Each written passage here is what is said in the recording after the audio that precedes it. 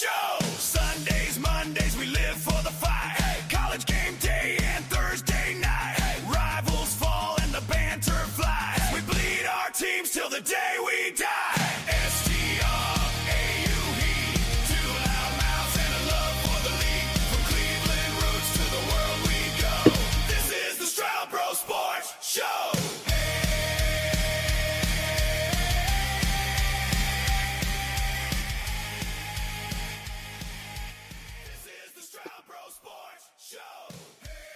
Welcome, everybody, to another episode of the Straub Sports Show. Big Ken rocking with you with Little Bro as always.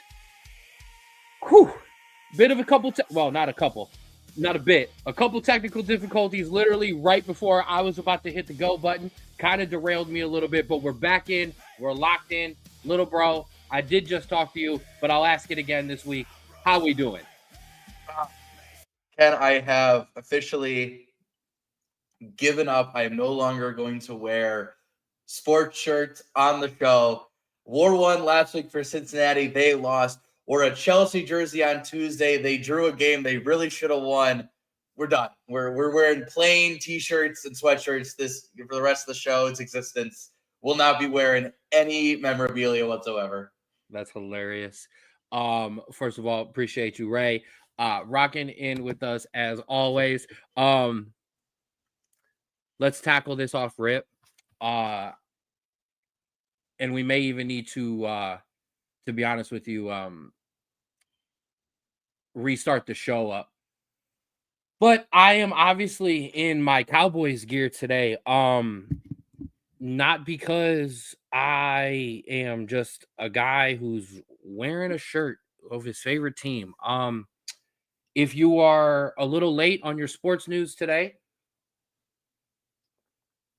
or if maybe you've been at work and you've been busy, the news broke earlier this morning that Cowboys defensive end Marshawn Kneeland has passed away at the age of 24 due to an apparent suicide. He made a play in the Monday night game, blocked a punt that led to a touchdown there. And unfortunately, we kind of sit here and aren't able to celebrate just that. Unfortunately, we are memorializing, and I'm off the rails. But the one thing that I wanted to make very clear today, and the one thing that I wanted to say is, first of all, actually, what I want to say is I want to send all of our love and best wishes to his girlfriend and his family, and to his teammates as well. You know, we talk about the family, but his teammates are a family too. So I can't imagine how his family's feeling, and I cannot imagine how his brothers in the locker room are feeling right now. I hope they come together and rally together, because you could save somebody else in that locker room's life if you all come together. I want to say, as somebody who has been in a dark place before and considers himself a survivor thanks to the people around me who saved me, you're not alone. You're not alone when you do this. And I'm going to echo what I posted on Facebook, and that is, with his highlight play, you never know. You cannot judge one's happiness by the emotions that you are shown on the outside. So tap in with your people today. You know, I personally, I tapped in with my Rapids players. I tapped in with my media team. I'm going to tap in with my brother after the show. I'm going to tap in with my son later. Rally around the people around you and check on everybody today and make sure everybody's good, because you never know. Rest in peace. It's a baby. You know, he's a kid. You know, he was 24 years old. So just not the way I wanted to start the show today, Drew, but we don't let important things pass without speaking on it. And mental health is something that we challenge or champion all the time on this show and just in our general lives. And I would not be able to do this show without being able to champion that as well. Man, this just is tough. No, and I think you put it very, very well. You said basically a lot there needs to be said. This reminds me of a uh, Premier League team's commercial advertisement a couple years ago where these two fans, they go every week and one's kind of down all the time and one's really, really happy and excited, and then it cuts and the happy one isn't there. And so that's really reflective of, you never know what someone's going through on the inside, and people are very good at kind of, portraying a certain thing. But I think that it speaks on 2 points. Of one, if you were truly feeling that way, please talk to someone about it. Anyone who will listen, because I know a lot of people think that, no matter how far we've come in terms of promoting mental health and talking about these kind of issues, there is still a stigma on it. And being able to talk through these issues with someone, it helps more than you can imagine. And so, to all those out there dealing with that, you were seen, you were heard. Please reach out and, just know that there are people there in your life that, even if it's someone you don't know, there is someone there that can help you and get you through some of these things. And I want to just put one little rainbow on that, because that was very beautifully said by you, bro. And this is where, when I say tap in with your people, make sure you tap in with people who have overcome it too, because when us older people who've been through it and we've seen it and we've survived things, when we see somebody so young not realize that you don't got to do this by yourself, because none of us who have made it have ever done it alone, ever.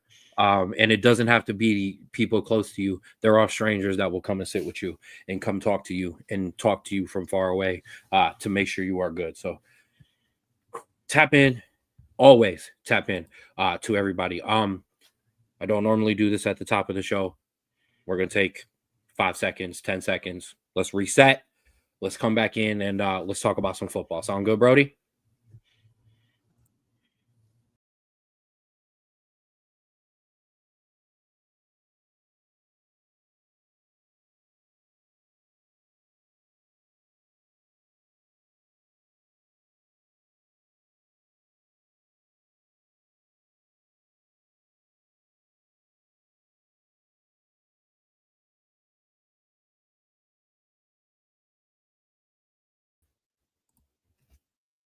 All right. Let's hop back in. Shout out to my guy, Ray. Love you, big dog. I'll be tapping in with you later. Let's get rolling into the show, Drew. We don't have baseball to talk about for once, so let's talk about hockey. No, I'm just playing. Although I wasn't sighing for the hockey. I was sighing because there's no more baseball. That was the true sigh. Shout out to Alexander Ovechkin, though, being the first and only player to enter the 900 goal club, dude. That is, we grew up, and Gretzky's all-time goal scoring record always stood out as one of the just unattainable records in sports. But that man is a GOAT. But no, I want him to play for like 5-10 more years just to get to 1,000. Oh, 100%, dude. 100%. I would love to see it. And I also, only though if he stays with Washington. That's true. That's true. This has got to be a lifer situation, or I don't want anything to do with that. But with that being said, Drew, it is time to talk about it. I have a top 25, but it ain't the AP poll anymore. It is the only one that matters. So, Drew, I'm going to give you the option for the people.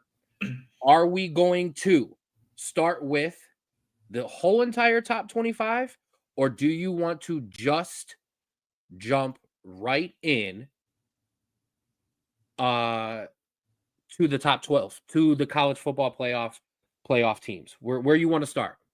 I want to talk about the whole top 25 because I have some thoughts about it. I've been looking at it all day, yesterday and today, and I've been noticing some interesting things that I really wasn't expecting. But the more I think about it, the more it makes sense. Well, here, I'll throw it up, and I've got one right off rip that I've got a problem with. Do you know what that one might be there, little bro? It's that you aren't higher up. No, see, now that's very unfair. No, it is not that I'm higher up, and it is because, spoiler alert, if you do some quick maths, 1 + 1 that's 4, it's quick maths. There are only 11 gold teams on this top 25 list. Yet, as we all know, there are 12 teams in the college football playoffs, which means there's a bum alert because there's a team not even in the top 25 that is currently in the college football playoffs, but I'm not as mad at them because right now they're not truly affecting me. Go ahead. All I'm going to say, because listen, I've been there. I have been that quote unquote bum team that shouldn't be good enough to be in the playoffs. Oh, This is why that's so wrong. It's not. It's 100% not. Your Cincinnati team had a win over my Notre Dame. You weren't a bum team. The team we're talking about, for the record, is Memphis. I 100% understand. But what I'm saying is this is why we give a spot to a group of 5 team. We give it there because out of everything, there is so many arguments against them. So many times that they'll say, "Oh, this team isn't good enough. They're not playing enough better enough teams."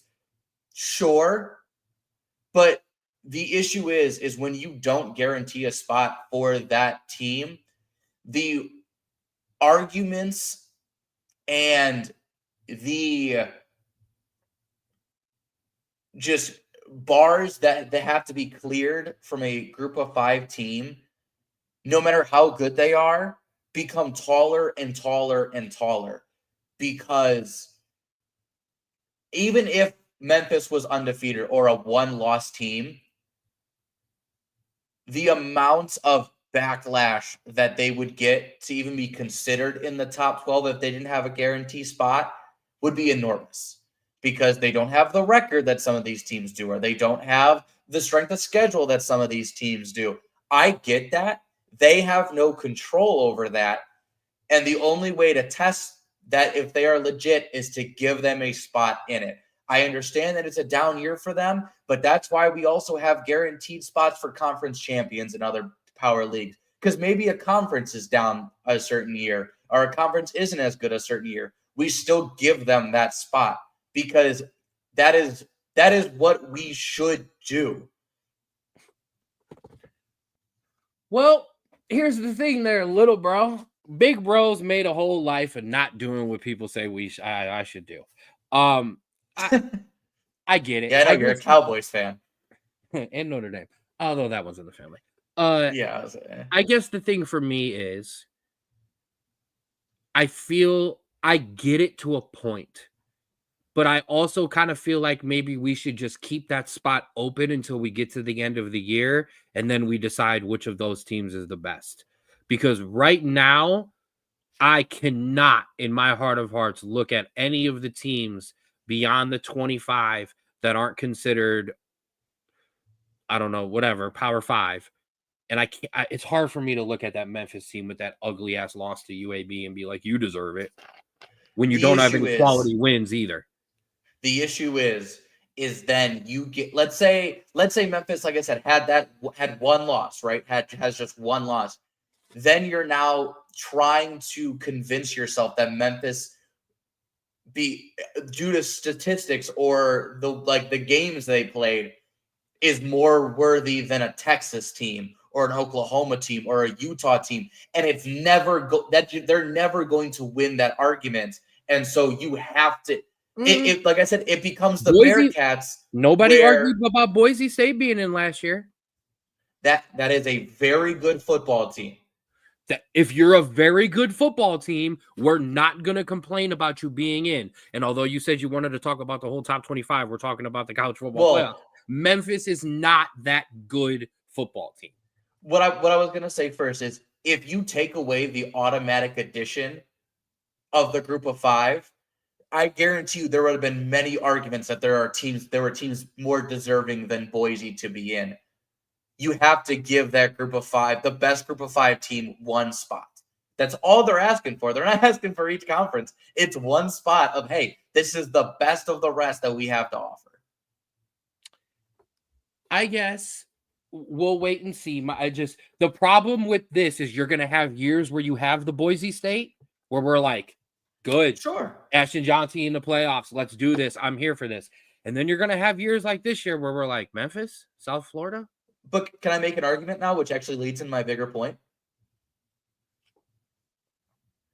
So my thoughts of this, you have the same thing with the ACC this year.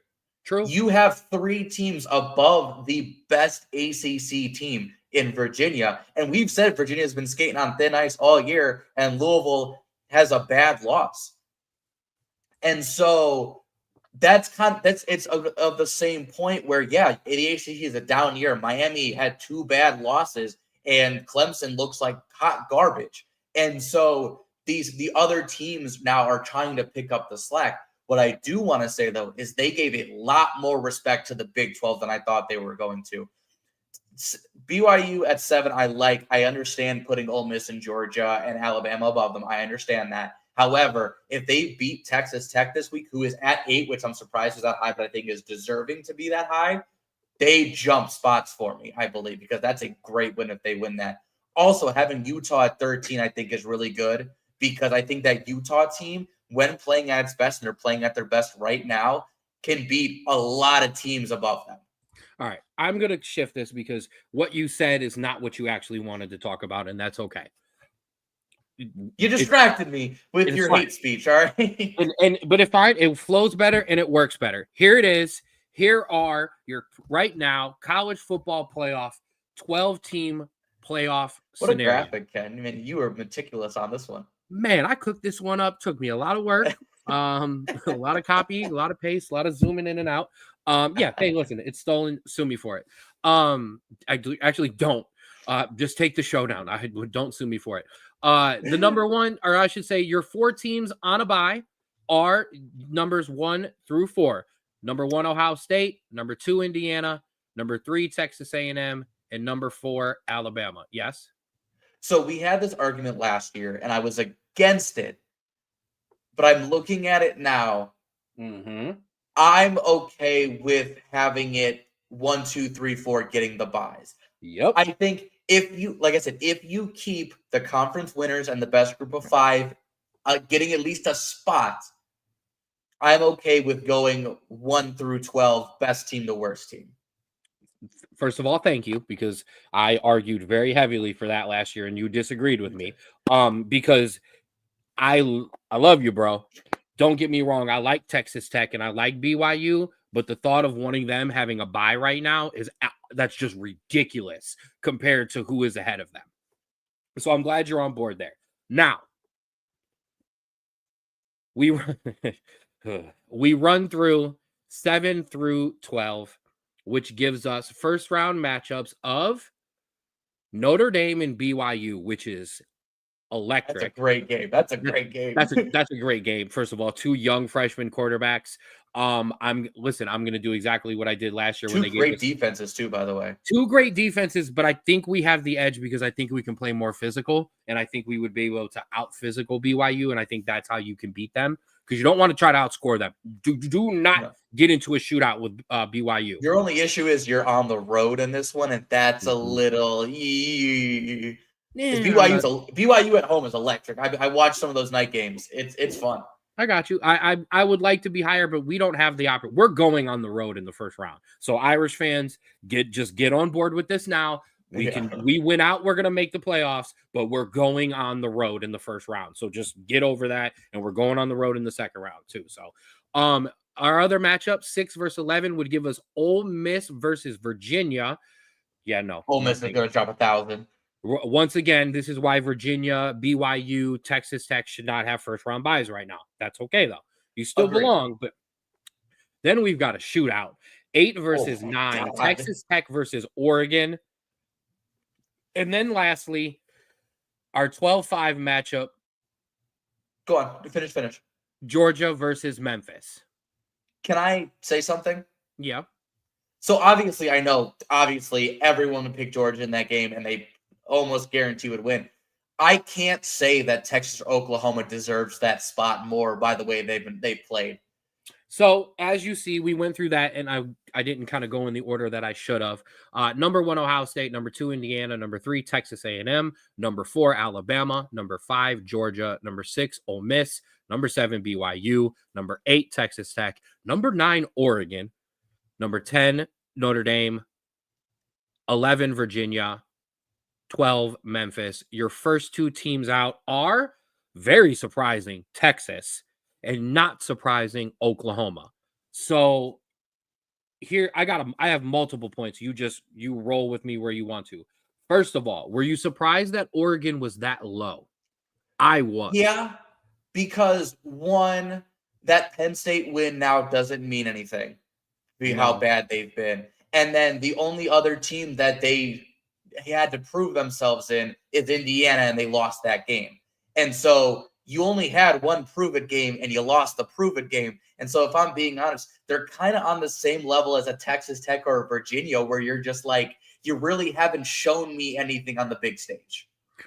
I agree, but I'm still, because the reason I'm surprised, I guess, is because the way Texas Tech has kind of looked in their losses. I do not have a problem with BYU being up there. I respect the undefeated. I think the thing that plays in with Oregon is the other most second important thing to me is your strength of schedule. I harped on it for years, Drew. When the Big Ten was awful, I slaughtered Ohio State. When the SEC was awful, I would slaughter Georgia and Alabama. When my schedule was garbage, I would slaughter my own team. Play good teams, and you will take care of what you need to take care of. That is what's hurting Oregon right now. They ain't beating anybody. The other question is, now, I don't think we really need to talk much about Oklahoma. Oklahoma, win the games in front of you, and you will be in the college football playoffs. You will take somebody's spots because not all of these teams are winning out. I will let you know now, it is not happening. I don't care who it is, 1 through 12. Someone is going to lose coming up because some of these teams play each other. We'll get to that later. And there's other matchups down the road. I cannot believe Texas is that high. And here's the other thing, and I will let you run. The eye test is part of this for the committee. They talk about it themselves. What the hell eye test are you using that you look at Texas and put them anywhere near the other 13 teams in the country? I think what they had to do, and I think I can understand the thinking, because one, they beat a very hot Vandy team last week. Mm-hmm. They looked much better offensively against a pretty good Vandy defense. And just a month ago, they beat a very hot and still rolling Oklahoma team 23-6, who is right behind them. So I think in their thinking, they're playing just as good as Oklahoma right now, or at least winning as much as Oklahoma, and they beat them. So they had to put them above it. And we've said that for years. Why is this team ahead of this team when they both have one loss and they beat them? That we've said that for years. And so I think they're following that logic where both Texas and Oklahoma have 2 losses, but Texas beat Oklahoma, so they have to be above them. And honestly, if I'm being completely honest, looking at the rest of the rankings, I mean, obviously you have Virginia at 14, and so that's maybe someone you want to bump up a little bit. But then you have Utah, Louisville, Vandy, who just lost to them. You don't have someone who is definitively better than these 2 teams record-wise.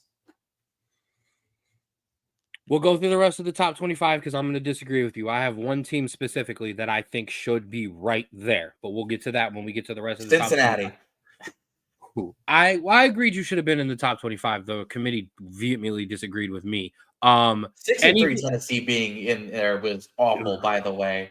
We'll talk about it. Anything else before we leave these top 12s and we move to the rest? Just that a lot of change is going to happen. We're going to see a lot of different graphics. Yes. And also, I don't think it's bad for a first one. I think it's perfect. I think it's perfectly fine for a good one. For the first, now here's the thing though, and this is what I do want to remind everyone, because the rest of the top 25 shifted. So right now, and this is tough for some people, you need to wipe your mind of what you thought of what the rest of the country thought of how good the rest of the teams that weren't ranked that are now and that were ranked and are. Get that out of your mind, because this right here now, this top 25 that I'm going to is what the committee tells you. This is what we're looking for in these teams. I don't have my hand out of there, so it looks like I have one hand. But this is what we're looking for. And some of these, Drew, kind of stood out to me. Now, obviously, we talked about your top 12. We're going to move on. Number 13, Utah, still absolutely in play. Virginia in as well. Louisville, absolutely in play still. Vanderbilt, same exact thing. All of these teams can still play their way in. Maybe Vandy. I think they lost their chance, but personally, I got you there. Now gets to me the team that I think truthfully was robbed in these rankings, and that's Georgia Tech. I understand that they did take a loss. However, when I take Georgia Tech's loss and I put it next to what Alabama, Georgia, and I rank it with all the other teams that have lost, Oregon, Notre Dame's 2 losses, Texas's 2 awful losses, Utah's 2 losses, Virginia, all of those. There is no way that you can tell me that Georgia Tech belongs down that far. For me, they should have been the first team out, or I technically would have had Oklahoma, then Georgia Tech. But I feel like they are the ones that did the most disservice by this first rankings. I think, and you just mentioned it about like the Big Ten when they were really bad. It's the Wisconsin effect, or it's the Iowa effect, or it's the Michigan State effect, where you look at their schedule and you go, oh, they've missed every good team in the ACC or the Big Ten this year. And then that first loss that they get, they shoot down those rankings because the committee now sees, oh, okay, when you actually play a team that is going to make you struggle, you fold. And it was the same way with Wisconsin. It was the same way with Michigan State. It was the same way with Iowa. Because you went, oh, man, Iowa's undefeated? They haven't played anybody. They play a team that gives us some trouble. They lose. They shoot down those rankings because the committee goes, you don't have what it takes to beat a good team. Now, they're still ranked. They still have all the opportunity in the world to, play in. They play a now newly ranked Pitt and Georgia left, and so some good showings there, and you're right back in the race. The issue is that one loss isn't balanced out by a quality win. They don't have any of those. Yeah, that right. Well, I get it. We believed in the undefeated thing, and then all of a sudden we kind of just threw it out the door and they lost. Right. I get it. We talked about Georgia Tech. Miami, you're very lucky to even be anywhere near up there because that's a fair ranking, I think. Because you basically need to completely win out. USC comes in at number 19, which higher than they originally were in any rankings. I don't necessarily disagree with that. Here is a huge one. Whew. Coming in at number 20, nowhere near the top 25 in the AP polls for weeks. The Iowa Hawkeyes at 6-10, who do have number 9 Oregon on the schedule this week. Drew, is Iowa not the most surprising team that has vaulted into the top 25? There are some other newcomers, but I think they're really surprising. But honestly, I think this is a committee going, we're going to commend you for your record, and we're going to put you in the top 25, but you are a loss away from never touching it again because, like you said, they play Oregon this week and they play USC the week after. And so it is one of those ones where they're giving credit for the records because their only losses are to 3 points from an Iowa State team who's 6-2 and very close to being in the top 25, and a 5-point loss to number 2 Indiana. So I get where they're coming from there. But the second, if they lose one more game, I don't think they're sniffing the top 25 ever again. I agree. Michigan in at number 21. Okay. Missouri at number 22. Yep, I agree. And then we hit 2 of our more newcomers. Washington Huskies in at 6-2. actually, I don't disagree with this at all. We've I been love high this on Washington team. right. We've been high on this Washington team, and I think one of the biggest things for them is, as of right now, other than Texas, they've played the number one team in the country probably better than anybody else has. Yeah. Ohio State struggled up there in Washington. I know the weather wasn't great. I know there was some missteps. I know they also turned it around in the second half, but still, I think that definitely has helped. And at number 24, the Pitt Panthers at 7-2. So two teams that me and you have both been high on. Both have given credit to this Washington team, and we both have given credit to this Pitt team. You even mentioned it. This Pitt team has played as well as it's been since Kenny Pickett was there. I know they had a misstep right after that, but still, nonetheless, this Pitt team is good. This Pitt team is playing well, and a little sneaky thing, they play Notre Dame. They have a ranked team on their schedule. So for both me and Pitt, another opportunity there to kind of put something on the resume. Go ahead.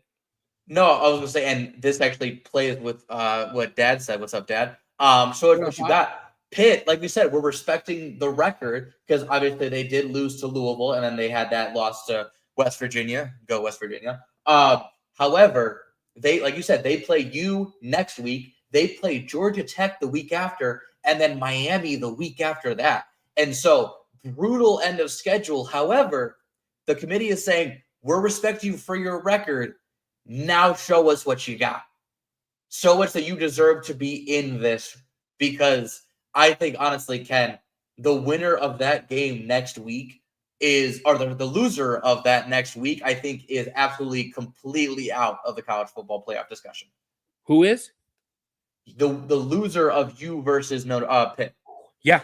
Yes. Unfortunately for Notre Dame, that would be it. 3 losses, and not just 3 losses, but to every time you've played a ranked team. That would be curtains. And then, yeah, I think for Pitt, that would be the kind of the final nail in the coffin. No, I 100% agree with you there. And then lastly, and I'm going to just hand it over to you, in at number 25, the Tennessee Volunteers. SEC bias. I think I have to say it there because, listen, I get that Tennessee has been in some close games, but there is nothing that I've seen from this Tennessee team to say they are even close to sniffing the college football playoff. And if we're saying that this is the rankings of basically who the closest to furthest away, there are so many other teams that I think are closer to a college football playoff spot than Tennessee. Obviously, I'm going to get mine out of the way. Obviously, I only have 2 losses, and if we win out, we make the Big 12 championship.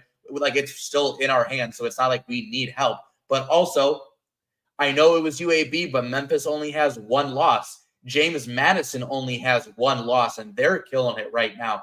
You have a lot of other teams, I think, have a much clearer path to the college football playoff that I think you're disrespecting them by not putting them in the top 25 and keeping a team that I think their college football playoff odds are completely gone after this past week, keeping them in the top 25.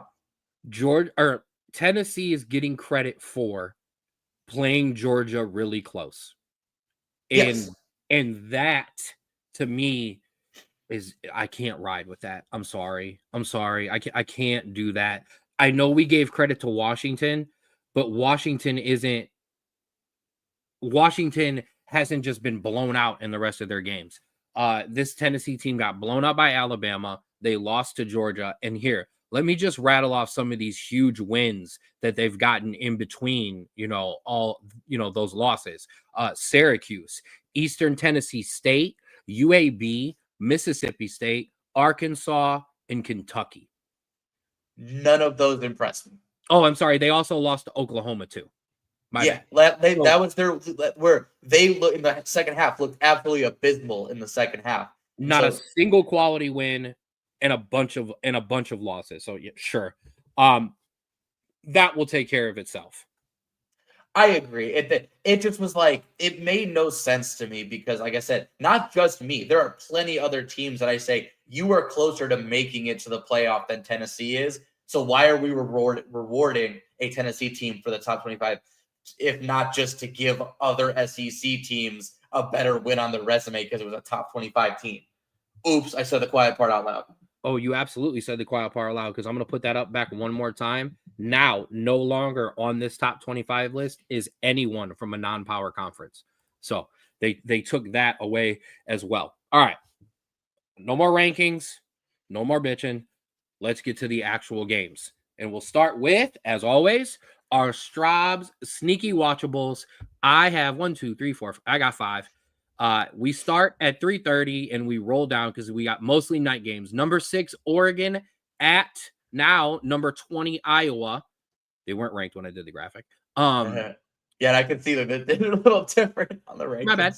And also that I can't find where they're on TV either. So they're just on it 3:30. Probably the Big Ten network. Yeah, sure. It wasn't listed, so I probably is the Big Ten work, maybe to get flexed. But we've got Oregon and Iowa, and we've got very quickly a big test for this Oregon team to justify, although it does say 6, the number 9 rankings. My rankings are completely off, and I apologize because they are, or a couple of those are the AP rankings before the college football playoff rankings come out, and I forgot to update, and that's just on me. So number 9 Oregon takes on number 20 Iowa, a big test for Oregon. If you stumble here, they might be out. No, I think you're absolutely right. By the way, just for those that want to watch, it's on CBS.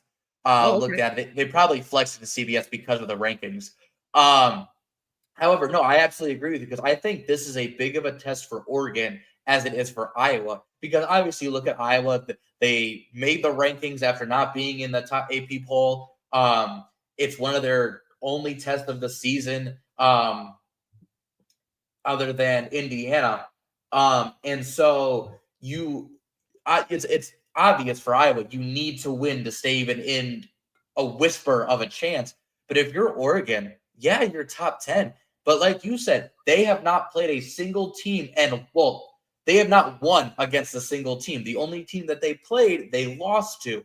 And so this is a time for them to put their foot down and say, no, we are still Oregon. We are still a top 10 team in the country, and play a great game against Iowa to prove that they deserve to be a little bit higher up in the rankings than 9. Because I understand them being 9. However, a good performance here, and I would perfectly understand them moving up in the rankings.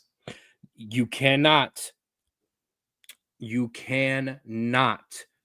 be an Oregon team that has a history of not necessarily being able to come over the big hump, that last one, and go out and lose to both of and go out to and drop not just that Indiana game, but come out and drop this Iowa team. And the thing that does scare me is Iowa has played tough when they have played good opponents this year, and they would not. Iowa was just handed a lifeline. Yeah. Here, you're now in, you can do it. Now, I know that, listen, when you look above them and you still have Oregon and Ohio State and Indiana above you, yeah, it's a tough run, but you win ball games and you're going to be there. The whole nonsense, this is the only saving grace for me that I will never want to go back past the playoff. I would like it back to 8, but I'll die on that hill by myself. Listen, if it's 8, you're not making it. Yeah, I know that too, and I'd be willing to sacrifice that. Although no, because I get a spot. Gone are the days in the Big Ten where you're going to go 1 loss or 2 loss and have no shot because the big dogs are in there. You're going to get a chance. So Iowa, you do what you're supposed to do, and you'll be okay. Listen, if Iowa wins this game, I think not places, but I think Oregon immediately drops below Iowa, and I think Iowa shoots up into next team out, if I'm being completely honest. You said what? Who's the next team? I said if Iowa beats Oregon, yes. I think Oregon drops below Iowa, and Iowa's got to be one of those top 2 or 3 teams next out. I would like them in like the Texas spot, maybe. Let me see. I would say the Oklahoma or the Utah spot. And then let's see what else happens above them. We move over to 7 o'clock on ESPN. Wake Forest at number 14, but college football playoff. The reason this game is here is because of Wake Forest upset and the way Wake Forest, I know that sounds surprising, but the way Wake Forest has actually been a good team. No, I think you're right. I think the only issue is, I think it's more for Virginia than Wake Forest, is Wake Forest has some games where they look really, really bad. They lost to Florida State 42-7 last week after Florida State laid an egg against Stanford. And so you have these games, you're like, is this Wake Forest team actually any good? But then they have games against Georgia Tech where they lose by 1 in overtime, or they lose to SMU by 1, or they beat SMU by 1. And so what Wake Forest team is going to come out, and I think that's going to be the scary part for Virginia, where you cannot underestimate this Wake Forest team, because if you do, you are going to lose, and they are going to send you to the 20s, maybe even out of the top 25, because you cannot let yourself slip. Technically, the first matchup should have been flexed. If you want to talk about flexing, the Oregon-Iowa matchup should have also been flexed to our big Saturday because it's a ranked matchup. These two games, Wake Forest at Virginia and the next one, Cal at Louisville, are here for two specific reasons. Number one, watch a team that's technically either in or on the verge of being into the college football playoffs, and watch two teams that are playing opponents that absolutely can knock them off by just coming in and playing a decent to good game. These are not two teams that are going to roll over, regardless of how Wake Forest has been up and down. This Virginia team, we've talked about playing close games. Virginia, we need to see you start to separate from the competition for the committee to continue to reward you. And Louisville, you need to put up a good performance to close the gap between Texas and Oklahoma and you, so you can start to climb up as well. No, I think talking about that Louisville game, I think I agree. If Louisville plays an average performance, they win this game, because Cal, I overestimated them. I thought that they had a good stretch where they played Virginia, they played North Carolina, which I thought was going to be better, and they played Virginia Tech, which I thought was going to be better. And they were close, but they weren't up there. And so I think Louisville plays an average performance. I think they win. However, this Louisville team is known to just play down to their opponents sometimes, and that can absolutely be it. But yeah, I think if Louisville comes out average or better, they will win this handedly. And like you said, they just keep climbing those rankings and putting pressure on the teams above them. And that's for me, the funny part when these rankings come out and we've expanded. We used to not really worry about the Ole Miss and the Louisvilles and some of these teams that consistently always drop the game. Now we got to, because they're there. So yeah. Louisville has a Louisville game every year. You can't have it from this point forward. Let's move over to the SEC. At 7:30 on ABC, LSU travels to Tuscaloosa, Alabama to take on the Crimson Tide.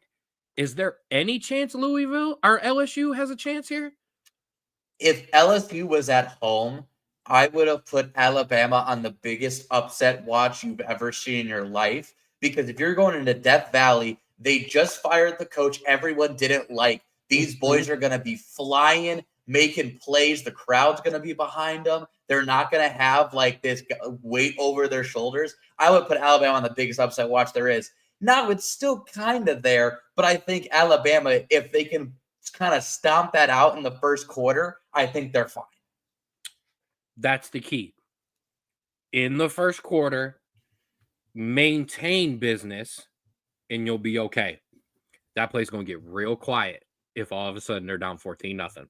I'm just going to, as loud as Alabama is and as much as they believe, that place is going to get real quiet, because they're going to go, oh no, this is the trap game. This is the upset. And all these SEC games with all of these top teams tend to be a little close sometimes, or at least closer. So yeah, we'll take a look. All right. 7:30 on NBC and Peacock. Navy travels to South Bend to take on number 10 Notre Dame. Let me get all of the good stuff out of the way first. I am sorry that I will bang this drum every year, because we play Navy every year. This is my favorite game on our schedule. I love this game so much. If you don't know why, and you're like, why do you still play Navy? Well, because back in World War II, when our guys didn't have anyone to play, we housed guys from the Navy at Notre Dame, and we played football.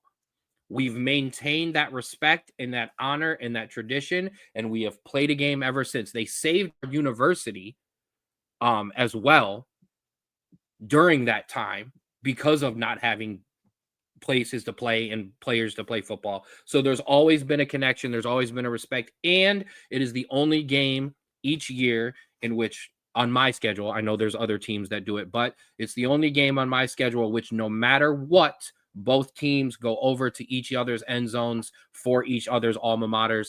It's to me, it's the biggest game that Navy plays that's not Army, is when they come to play Notre Dame. It's always a great game.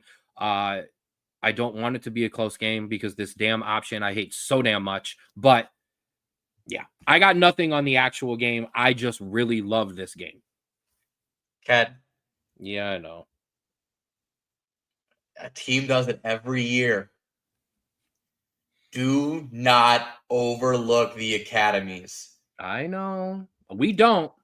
You have a ranked Pitt that's on a bye this week, next week. Don't do it.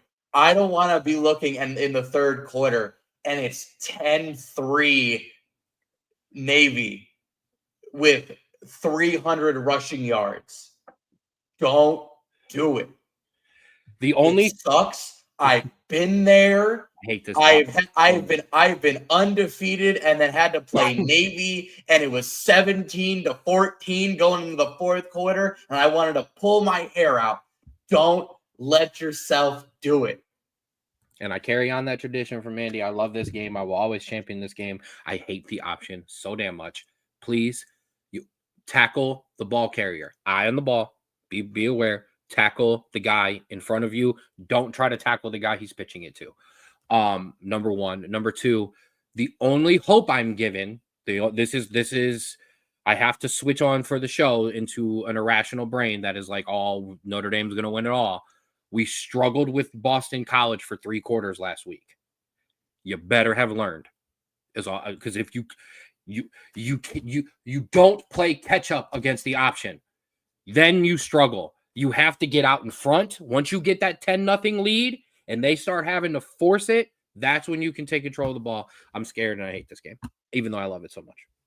Just watch the North Texas game last week and copy paste, man, because they did it perfectly. They threw down the field. They got 2 scores. It was 14-0, and then Navy had to play catch up, and that's how you win.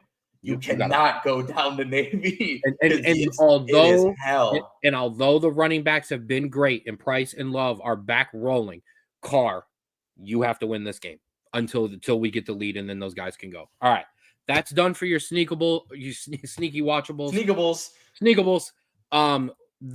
As I said, the Oregon-Iowa game should have been here, but instead we've got 2 good ones, and you get to kick off your college football weekend at noon with a ranked matchup before all of the other ones sprinkle in throughout the night. At noon on ABC, number 8 BYU takes on number 9 Texas Tech.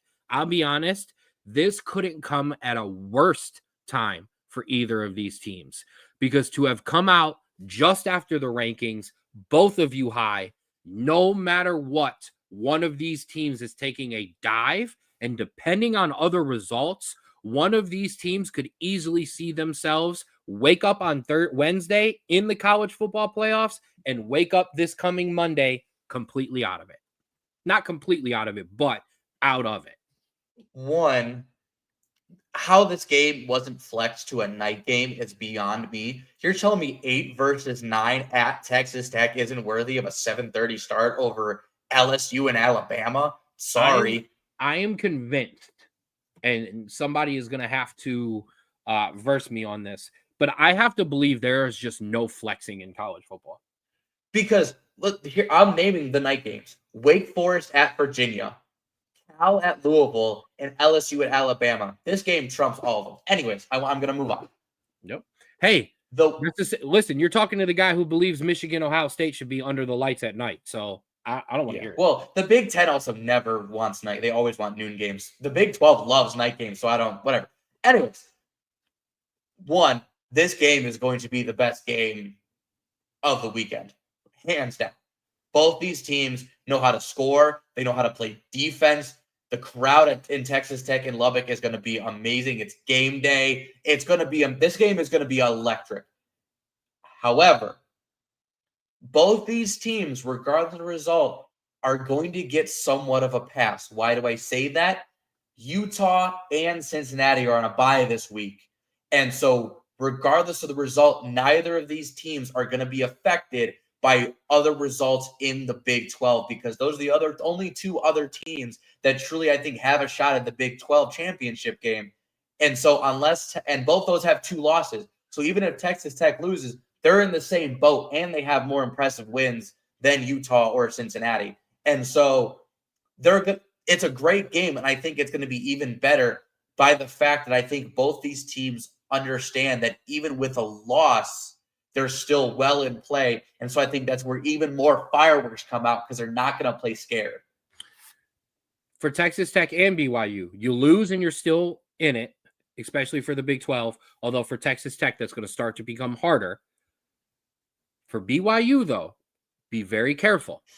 You come out and lay an egg, you don't have a whole lot to have fallen back on that resume other than your 0.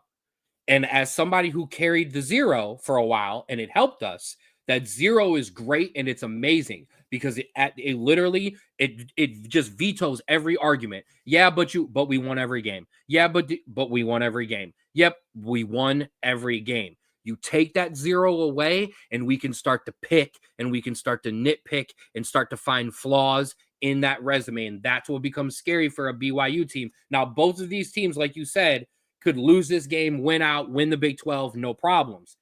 But when you don't, and you're stacked up against the SEC teams and the Big 10 teams and maybe a Notre Dame, that's when it starts to get hairy. And I think it's actually funny because when you look at the 2 other teams, Utah would be rooting for Texas Tech. Yeah. Rooting for BYU because they lost to BYU. And so if BYU wins, that loss looks better. However, Cincinnati will be rooting for Texas Tech because if Texas Tech wins, we play BYU. If we beat by BYU, that's a 2-loss team. We jump them. It's a whole crazy thing in the Big 12, and that's why I love it. And regardless, this game is going to be amazing. Regardless of our Cincinnati bias on this show, the Big 12 race is still an important one and a fun one to watch down the stretch. Fun. So fun. Let's head on over to the SEC. Missouri, you got one last shot. Number 3, Texas A&M travels to Missouri, 3:30 on ABC. Poor Missouri can't get a night game. Drew? Sorry. Yeah. Texas A&M has appeared to be where they deserve to be at number 3 as one of the most dominant teams right now in college football. Missouri knows they lose. I mean, the chance to get to the college football playoff right now is very slim, but there is still a chance. A big showing here could help vault them almost into that Texas-Oklahoma range. Is there a possibility for an A&M slip up? The issue was, and I wanted to take a look at their schedule, and I was about to say they really haven't played a great defensive team. And then I went, oh, wait, they hung 41 on a really good Notre Dame defense that maybe wasn't fully there yet, but still a really good Notre Dame defense. And so the only thing that I think Missouri might have had is that they could surprise A&M with how good their defense is because Missouri has a very good defense. However, A&M, especially of late, really comes on in the 3rd and 4th quarter and moves the game away. I think that's going to kind of be what it is, where Missouri and A&M are close. Maybe A&M has the lead, maybe Missouri has the lead, whatever. But A&M's ability to come out in the second half and just continue to pour on points is how they win these games. And I think it's going to be a very similar result. I know it's not a great strategy. Missouri, you got to go up big in the first quarter. You have to go up big early. I don't think in a close game that they'll be able to hang with A&M. I tried. It's very difficult. Even last year it was difficult. I think you have to punch them early because the minute you give this A&M offense a little bit of hope, they're going to just start running all over you. Yeah. But we will see. Like I said, Missouri, one last chance. A&M, a very big opportunity for me to separate themselves from Alabama and Georgia. A lot of people feel like all of those teams are right here, and there's a lot of people who still have that older bias that believe no matter what, A&M ain't better than Georgia and Alabama. This is a real chance for A&M to go, oh, but we are. I agree. All right, that's a long time on some college football, but we're not done yet. Open up your FanDuels, your DraftKings, your ESPN bet that's going to change from not ESPN to something else because they finally realized being the leading sports company and having a betting app was a conflict of interest. You don't say. Your Bet365, whatever it is. Open it up and let's make some moolah. Let's start with your top 25s. Those are majority of the top 25 spreads. USC minus 14.5. You see the Texas Tech, they're 10.5 point favorites. Wow. Yeah. Yes, they are over BYU. Hey, listen, I will say we were surprised that the Utah spread was 10.5 on Cincinnati. We saw that game turned out. So I'm not going to be surprised by spreads anymore if it's that favored, because that's saying something. Yep.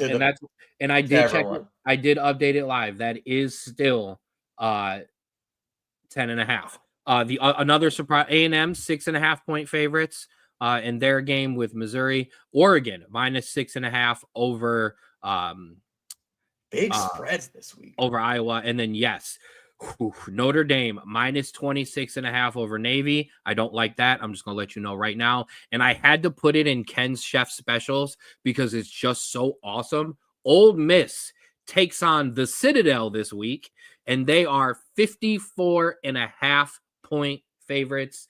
And just so you are aware, no, you cannot bet on the Citadel straight up on FanDuel. That game isn't even listed in the top 25 schedule. You have to go. Be a game. It shouldn't be a game. I know. Money line is off the board for that game. The over under is 64.5. 50. It's actually, I apologize. It's 53.5 now. It's not 54 anymore. Why are we having non-conference games in the middle of conference play? Because we still love the SEC enough to let them do whatever they want. Houston minus 1.5 over UCF. Memphis, hey, that team that we've been ripping apart all show.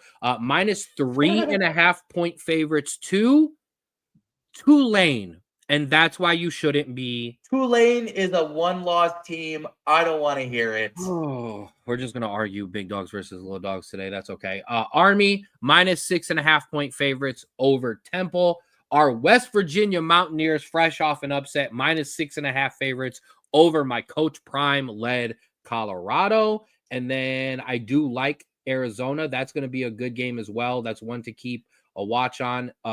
Duke, minus 9.5 point favorites over my Oregon or my UConn Huskies. Arizona minus 5.5 up to now. It's not 4.5 anymore over Kansas. And hey, Clemson. Hi, Clemson. Minus 1.5 point favorites now to Florida State. Oh my God, that's a battle of suck. Yes, and just to see how bad it is in the state of Florida, only 3.5 point favorites over Kentucky. So those are your top 25s mixed in with your Ken Chef specials. Let's lock it up. We are 35 and 25 this year on our locks, 10 above 500, and let's start cooking. First things first, number 5, Georgia. Give me 8 and a hook over Mississippi State. I think this Mississippi State team was good, but they're falling off. Give me Georgia there. Man, let's ride with the homer. Listen, one of my teams that I love dearly does something good. That's 2 homers, man.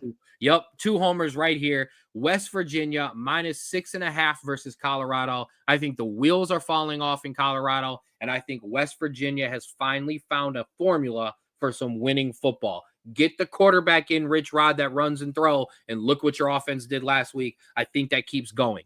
Syracuse versus Miami, over 45.5. I think Miami feels disrespected. I wouldn't know why. Your 2 losses suck. But I think in that locker room, they feel disrespected.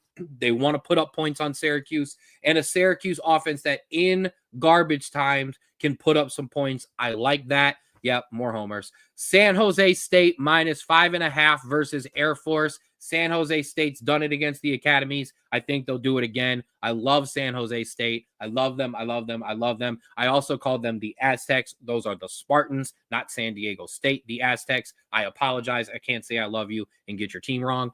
I also like Cal +20.5 versus number 15 Louisville. Yes, I know this Louisville team can score. I know they're good. I like the way this Cal team plays. I think they can keep it close-ish. Okay, that's fair. That's I'm not saying it's going to be a 3-point game. I think they can keep it above 3 touchdowns. Last, certainly not least, I know I've been hesitant to even touch this team because they have been so up and down, but I think the ship has been righted enough. Give me Florida -3.5 versus Kentucky. I like it. Those are your locks of the week. I like the Georgia. I am so surprised that you put Colorado in that. It must be tough, but I understand where you're coming from. When you go back-to-back blowout losses like that, and you're going up against another team that looks like they're figuring it out, it's hard not to see a third one coming. Now, don't get me wrong. I also could see that X being there next week because West Virginia wins by 3. Or loses. Yeah. Right. I really like what this West Virginia team is starting to roll with, and I really don't. And here, that just shows you I'm not just a homer for a guy I like. It's not good right now in Colorado. I don't know exactly what's wrong. I don't know if Coach Prime has necessarily gone too friendly with the coaching hires instead of guys who are really in on football rather than hiring names who can help you recruit. I don't know, but it ain't good. And then certainly not last, and I've got big ones this week. Upset special alert. First things first, my Hawaii Rainbow Warriors. They are, as you see, +215. Actually, and the rest of the country believes me, it's now +200 versus San Diego State. Those, Those whatever. SS. Those Aztecs that I was talking about. Then we get a little wonky. BYU +300 right now against Texas Tech. That's crazy. Right. Nobody is believing in this BYU team right now. Not tested. Texas Tech has been through the fire a little bit. You see that there. LSU +310 against Alabama. So technically 10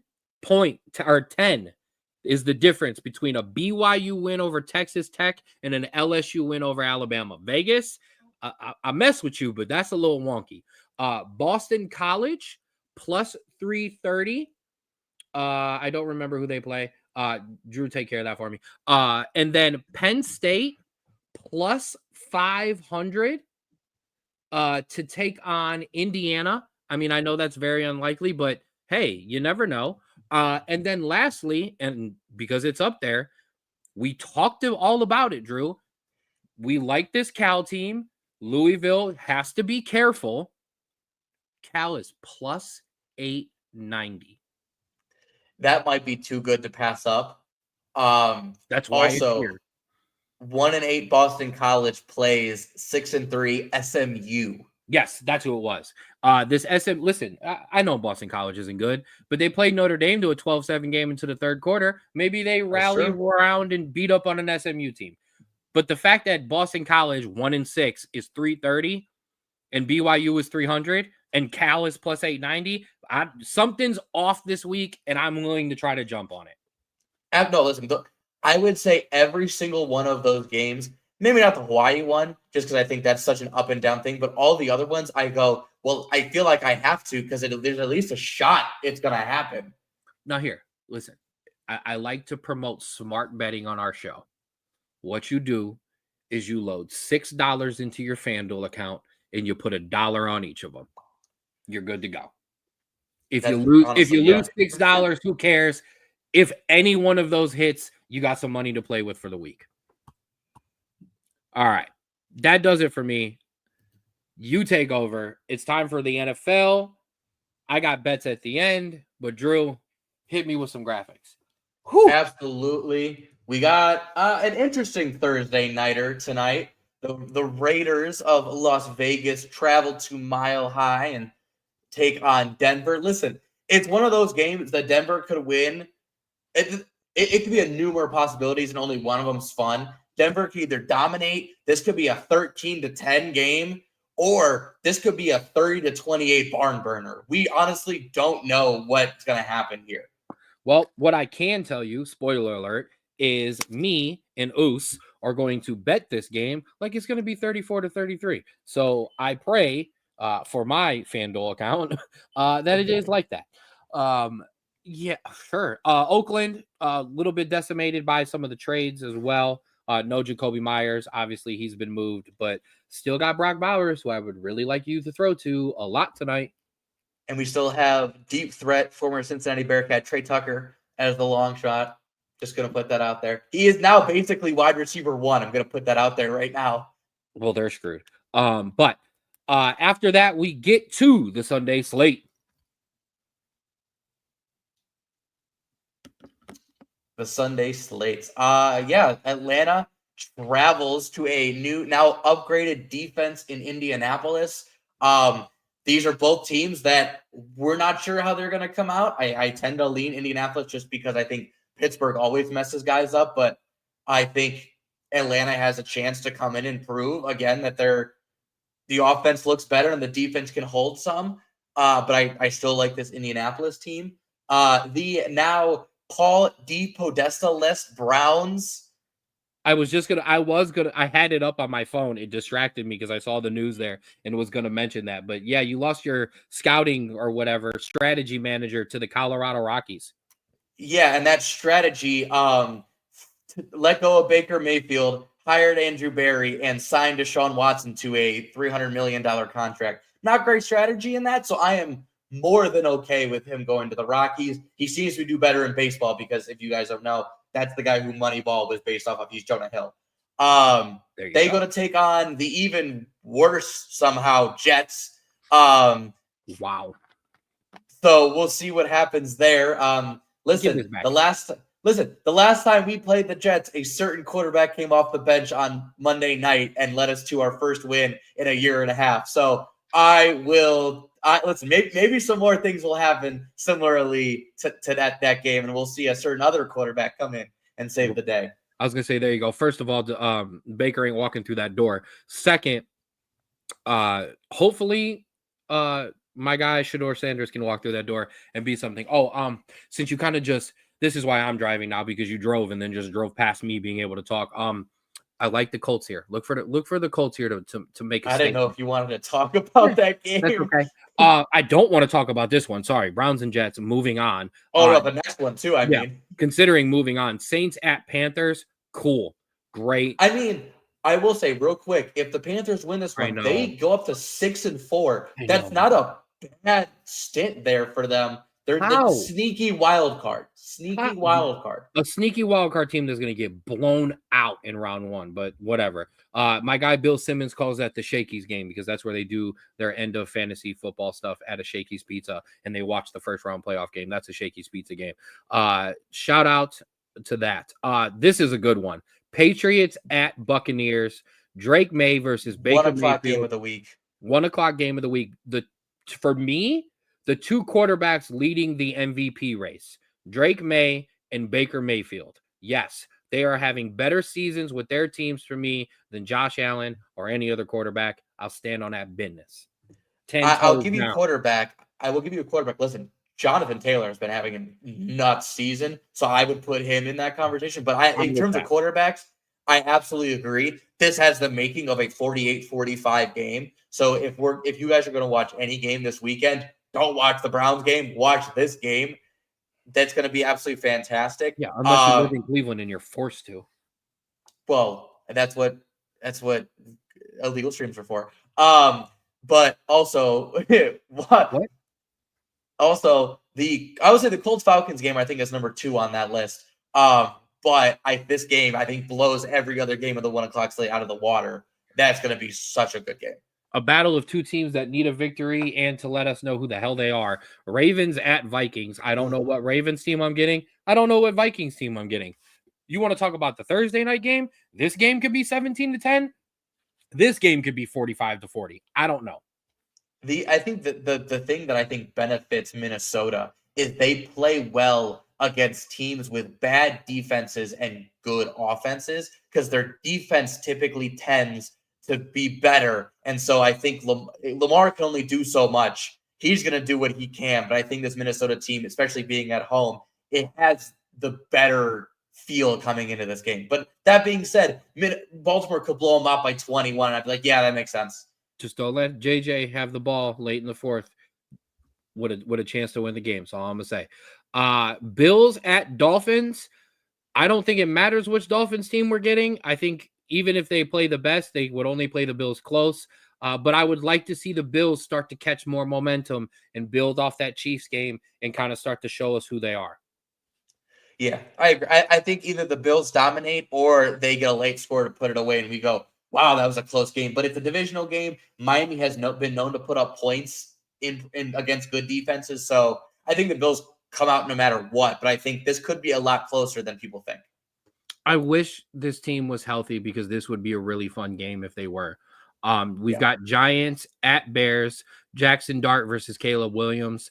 Man, like I said, if they had Malik Neighbors and Cam Scatterbo, I would really love this game and think it would be a must watch.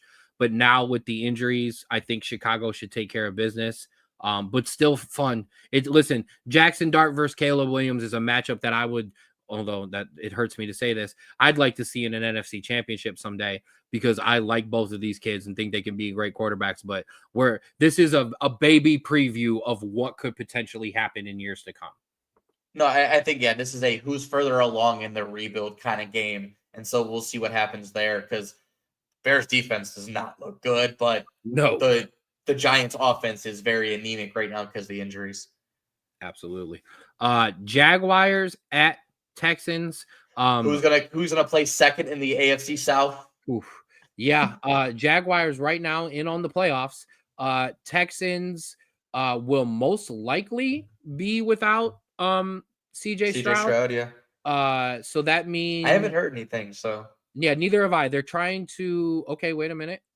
Yes, he has been rolled out according to ESPN, which means hold on, I want to make sure because Davis Mills. Davis Mills is going to start at quarterback for the Houston Texans. So that means they're probably going to win somehow. But if I'm being honest, Davis Mills didn't look awful during his rookie season when he started before CJ Stroud. So I don't think that the offense is going to be that much worse. It just depends on the Jags team that we see that just got an upgrade in the wide receiver room. Absolutely. Jaguars, this is your chance to come out and get in some rhythm. As good as Mills can play, CJ Stroud can take them here. He can only take them so much. Don't lose to so much. Let's roll over to the 4:00 window. We've got Cardinals at Seahawks. That would be a Kyler Murray less Arizona Cardinals team taking on the Seattle Seahawks. Jacoby Brissett will start again for them. Seattle doing some upgrading at the trade deadline as well. I don't see this being close. It honestly, to me, is a Seattle, are you a legit playoff contender? Not to go far, but to actually be competent in the playoffs. That's how this game would look for me. If it's close or they lose, I think you look at Seattle and go, even if they make it, they're not doing anything. But if they win and they win good, you go, okay, this is a team that's ready for the playoffs. I 100% agree.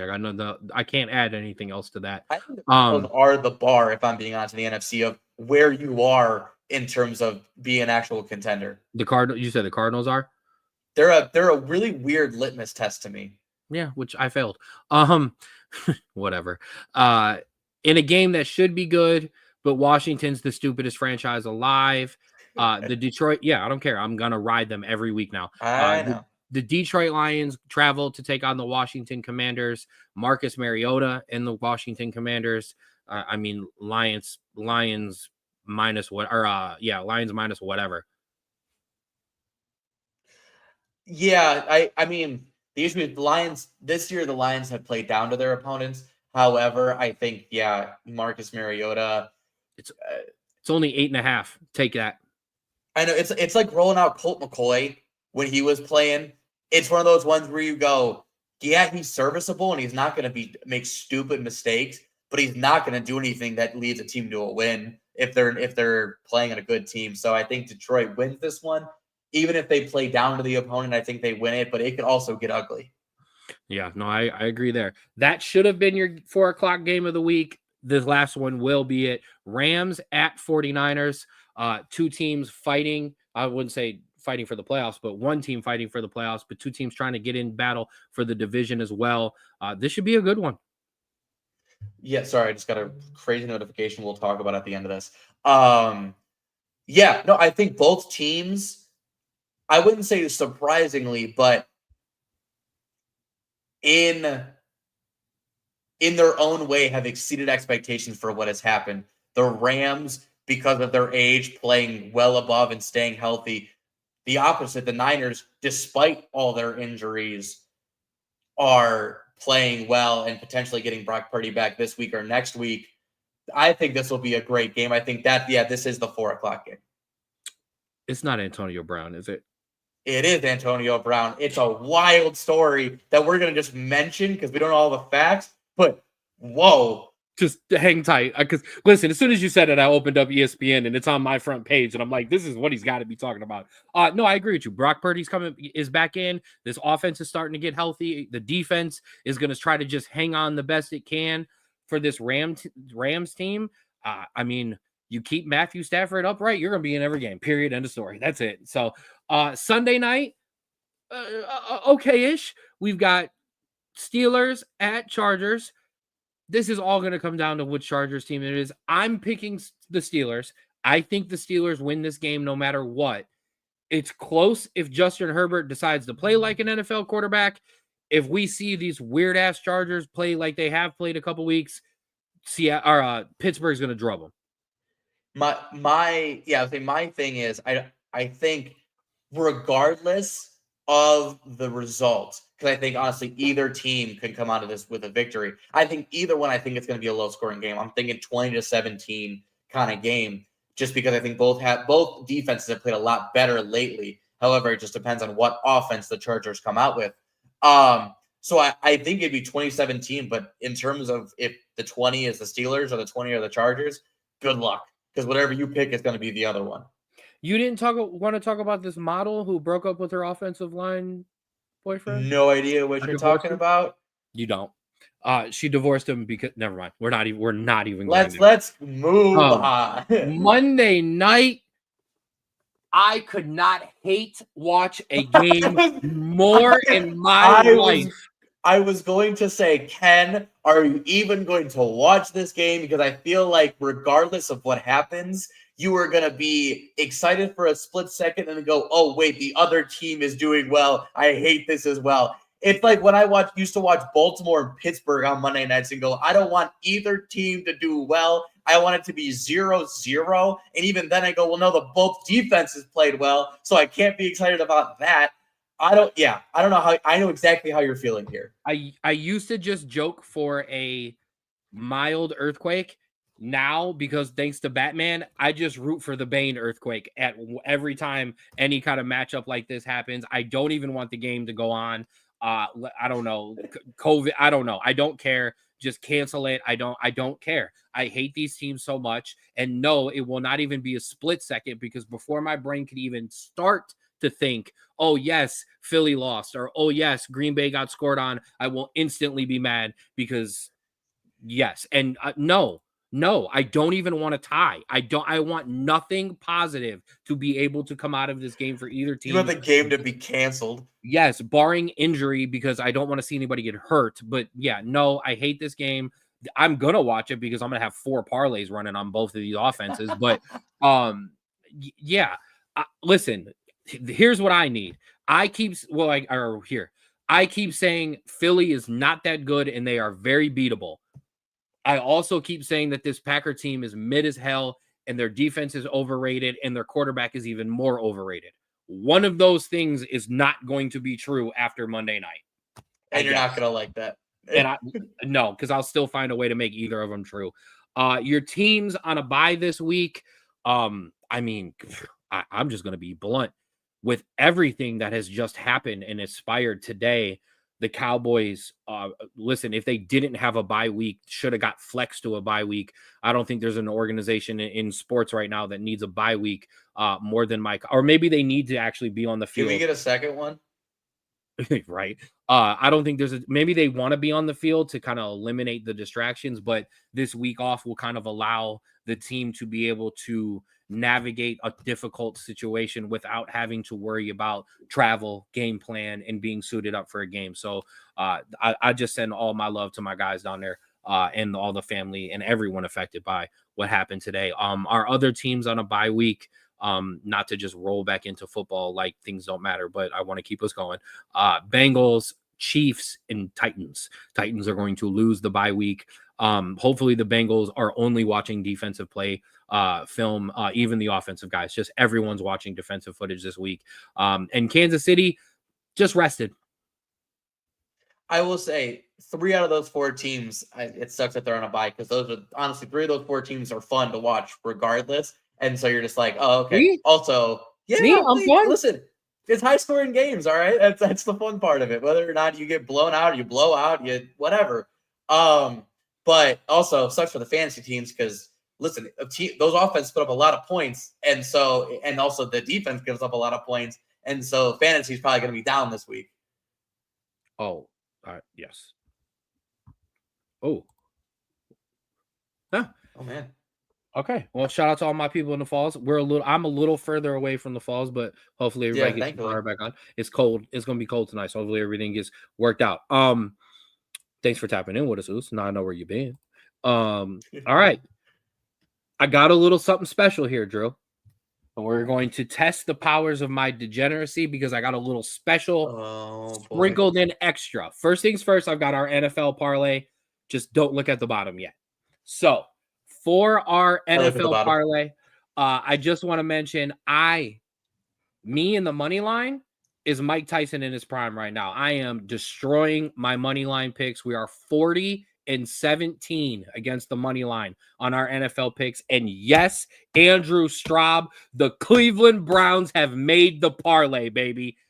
That's the biggest mistake of your life. Absolutely not. Not when you play the Jets. I'll ride with it every week. And I feel like the 2 quarterbacks that you have there are more competent than anybody the Jets can throw out. So we start tonight. Give me Broncos over the Raiders. Give me the Jaguars over the Texans. Give me the Bears over the Giants. Give me those dang Cleveland Browns over the New York Jets. Give me the Buffalo Bills over the Miami Dolphins. The Seattle Seahawks over the Arizona Cardinals. The Detroit Lions over the Commanders. And yes, I am taking the upset technically by Vegas odds. I am taking the Steelers over the Chargers plus 254. Put the house on it because we're buying a bigger one next week. Listen, I like everyone except for the Browns one because, listen, I don't care if this Browns team went undefeated and are playing a team that hasn't won a game all season. I will never bet on that team ever, ever, ever. That's fine. I'm a neutral observer. I've seen the Jets. They are horrible. You are not that horrible. Well, you're horrible, but you're not that The defense horrible. Isn't that horrible. And that's what I'm hoping for. I'm hoping for a huge defensive performance, a fumble, a pick six, something. Yep, there's some rut roll raggy in there. But see, mom is riding with it. Also, I will say we may get a boost in the offense this week. Kevin Stefanski has given up play callings. And so we will see how the offensive play calling works this week. I actually might tune in now because I'm not going to watch a awful anemic offense stroll out. I may only watch the first half because it might be the same thing, but I will try to watch it this week because maybe we have some hope offensively. Hey, all we can do is hope. No, man, I'm riding with it. I don't care. Now, yes, boo him. All right. Let's get a little bit degenerate. That's wild. In the FCS this week, we have 2 monster rivalry matchups. And I want you to take the upset and pair them together. First things first. At 2:01 on Saturday. Is it a baseball game? I don't know. 2:01? I don't know. But at 2:01, North Dakota State takes on North Dakota. And then at 4:01, all of the FCS games apparently start at the What do they have? They got tea times at 12:05, and then they got to get to the game. What are we talking about right now? The NCAA said you will not start at the same time as our D1 games. You will start a minute after. And then that's actually probably what it is. Right. And then we've got South Dakota State at South Dakota. Put South Dakota and North Dakota together, 1280. Let's go, Dakotas. I mean, listen, they just played, what, 2 weeks ago? South Dakota, I believe, won pretty handedly. So, but both teams pretty good. So I like it. Crazy though. That's on a graphic. I almost put it on the college graphic. I'm not even gonna lie to you. I will keep that one up. And I will let you know how it plays out next week. It's not going in any of my records. I wanted to put something fun in when I was looking for the locks, and I saw those, and I went, you know what? That deserves its own special treatment. Also, this needs to be put up again. Yeah, I know. But that's because you're Browns fans. So then it's don't bet on my team and rada and all that. Well, newsflash, that ain't my team. You're going in. No, because it doesn't work out ever. You're going in the parlay. Okay. All right. Let's finish this up. We're running late because we had lots of rants and things to yell about and a college football rankings to go through. Let's get to the footy because I got a big one this week. Dude, and there's a lot of good games this week. Mm-hmm. I'll start in the middle and roll around. Arsenal, top of the table. Arsenal take on fourth in the table. Sunderland is at 1997. I love this so much. Here you go. Sunderland, you want us all to believe in your table position? Go out and get a point in this game at least. And listen, this Sunderland team, they may not dominate this game, but there is going to be 2 to 3 attacks that they go forward that if they can capitalize on them like they did against Chelsea, like they did against Liverpool, that you go, okay. And if they can hang on for a point like they did, or actually win against us and hang on for a point against Liverpool, that's where the Sunderland team goes. They can play with anybody. It's like the Forest team from last year. You allow them to draw these games, and then they're going to win those other games in the lower half of the table. They become real contenders. However, you're going up against a team that hasn't given up a goal in 8 games. But you're at home. You're at the Stadium of Lights. What do you got? It's a great place to play. I have a soft spot for Sunderland. If you ever watched the Netflix documentary Sunderland Till I Die, there's no way, unless you root for a rival team, that you can watch that and not halfway fall in love with this team. It's a Wrexham-like story. Maybe not in the deepest depths of football, but man, 2 back-to-back relegations and a team on a brink of folding before now they're sitting 4th in the Premier League. So yeah, outstanding. Arsenal 3-1. I'm going to say Arsenal 2-0. Okay. Yeah, we'll see. Bournemouth, 3rd in the table, take on Aston Villa after Aston Villa was riding high, but then lost to Manchester City. Same thing. Bournemouth, you want to prove your spot in the table, you need to go out and not get a point. You need to go out and beat Aston Villa. No, I think I agree. I think Aston Villa, while had the loss, is finally turning that beginning of the season, drought around. Ollie Watkins is finally scoring. Brendan Rodgers. Not Brendan Rodgers. Sorry, that was inside joke there. Morgan Rodgers is scoring again. Can Bournemouth kind of slow down that pace even more and continue playing well? But listen, this Villa team, when playing at their best, I think is a top 16. So we will see what happens. 2-1 Villa. I'm going to go 2-1 Bournemouth. Ooh, I'm putting scores on them. We both disagree on ours, but I'm putting scores on them. All right, Drew, you get to go next. Wolves take on I'm going to call a spade a very up and down Chelsea team that could be sent reeling if would have lost here. I think you're right. I don't want to blame it all on this. However, the games against Karabakh, the games against Sunderland, those are, in my opinion, different results if Cole Palmer's on the field healthy. And so, while I think we win this game because I think Wolves are absolutely terrible. They have 7 goals all year and have given up 22. I think our attack and our defense are more than enough to beat this team, especially at home. I think that it is a season that is still going to be good, but unless Cole Palmer turns this injury around soon, is going to be a lost season. Dude, I told you at the beginning of the year he was the key. If he's on the field, you're in the title race. If he's not, you're floating anywhere. This game is only on the graphic because of the logo on the right-hand side. This would not even be here if you were not a Chelsea I put fan. your logo on just because you. This is no disrespect. No. Listen, this is our show. Our teams are going on the graphic. However, if it was not, Chelsea wouldn't be there. 4-0 Chelsea. I think as somebody who is watching you from the outside, you take these roller coaster rides, but I cannot see you not handling business against the worst team in the Premier League. 3-0, 4-0, Chelsea in a romp. Yeah, 3-0. All right, I will reluctantly leave the actual best game for last. Manchester United travels to 3-Point Lane, hopefully to take on Spurs. Drew, I'm gonna just say this.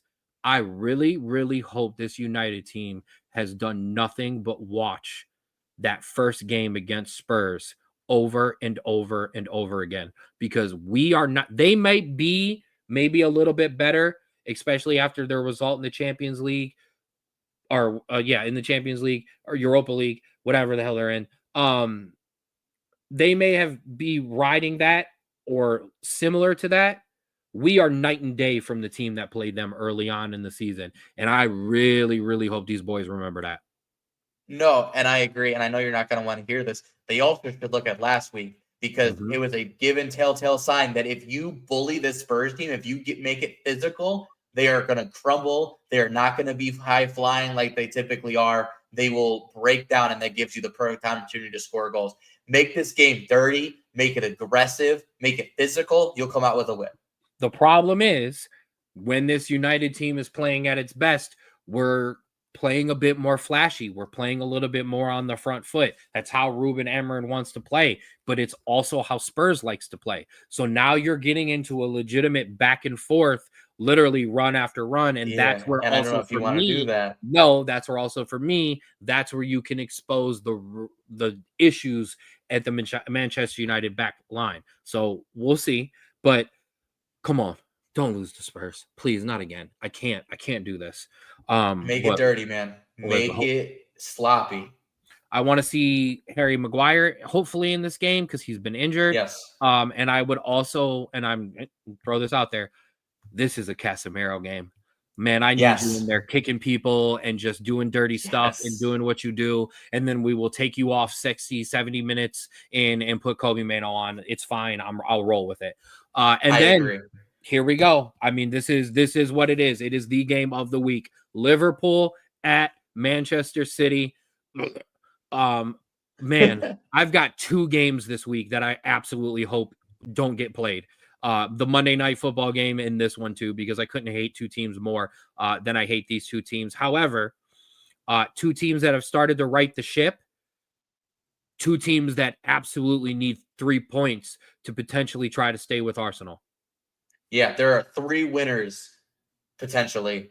A win for Liverpool is a win for Liverpool. A win for City is a win for City. And a draw is a win for Arsenal. Because, listen, when you are the top team, a draw to the second or third place team, or even both in this matter, is such a boost of confidence.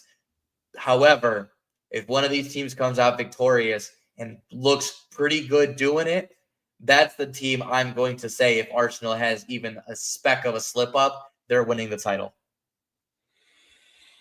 Wow. Yes. And I know it's crazy. We're not even to the December break yet, so there's still a lot to go. An Arsenal collapse is always on the Listen, table. if But I'm being honest, it's a 3-horse race, and I know it's only November. It's a 3-horse race. It's Arsenal, Liverpool, and City. I know it was last year, but this one it's closer. And like I said, I think this match it wouldn't end a title race. It's not giving Arsenal the thing, but one of these teams needs to look dominant to truly say that they have a chance of catching Arsenal in the probably inevitable time where they slip up a game or two. Oh man, killing it as always. That, because you don't have a table. I'm just making sure.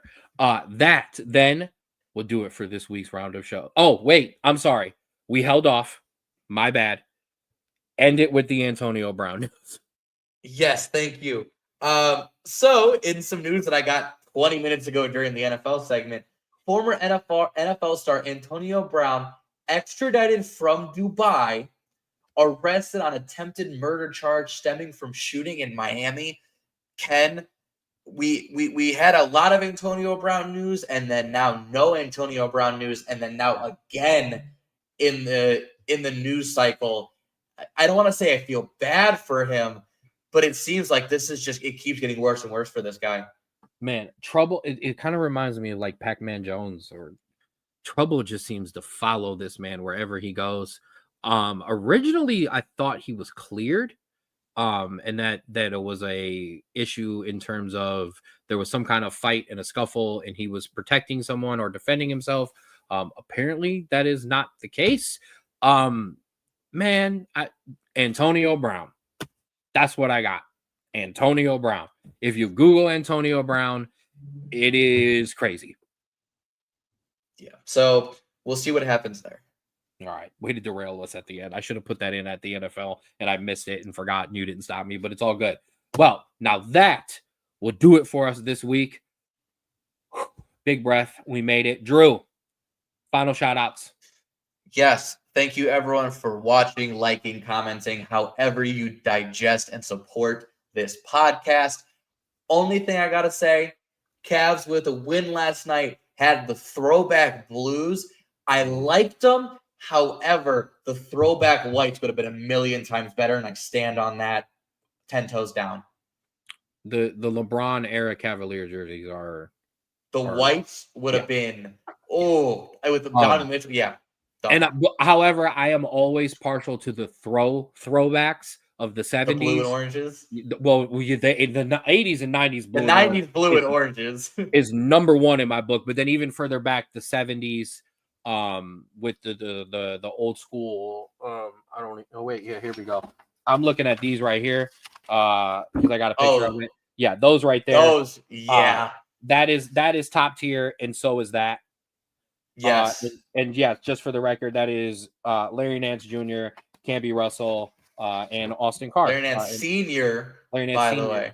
Larry Nance Sr. Those are autographs. That's what we do, baby. All right. That'll do it for us here on the Straub Sports Show. I got nothing else. Much love to everybody. Pops, we love you as well. Keep it rolling. To everybody who's been rocking with us throughout all the comments, Mama, we love you as well. My guy Ray, my guy Nate, appreciate all of you. And hey, I want to reiterate the message that I sent at the top of this show. You're not alone. Don't do this alone. Tap in with your brothers, tap in with your sisters, tap in with your family, tap in with strangers. It doesn't matter. Tap in with somebody if you need it. For Drew, I am Ken. For Big Bro, I am Little Bro. We will see you Tuesday as we review the college football weekend, the NFL weekend, and hopefully a good soccer weekend for both of us. So that'll do it for us on the Straub Sports Show. And please remember to always love yours.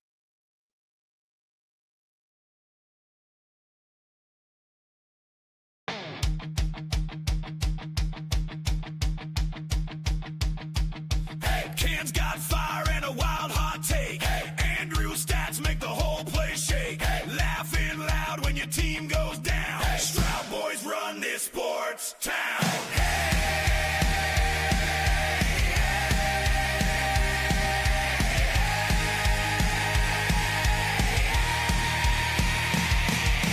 STRAUB